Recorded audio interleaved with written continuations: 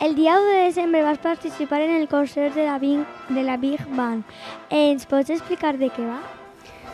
Sí, doncs va ser un concert especial perquè era una activitat com de presentació de lo que han estat treballant en la Big Band.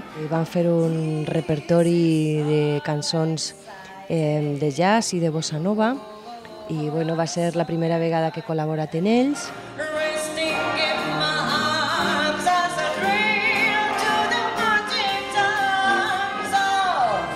Quines altres coses fas tu al cim?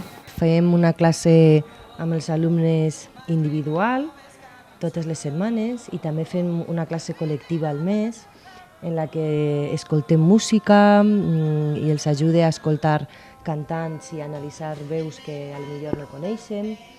Ara anem a veure com va anar el concert i li van a fer l'entrevista a Carlos de la B3. Molt bé.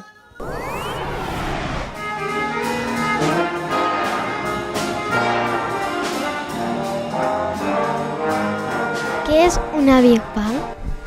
Una Big Band és una agrupació musical que va néixer al principi dels anys 20 i és un grup de músics que el que fan és música afroamericana. Quines peces vas tocar el diumenge? Són músiques de compositors nord-americans, quasi tots de jazz. Per exemple, Charlie Parker.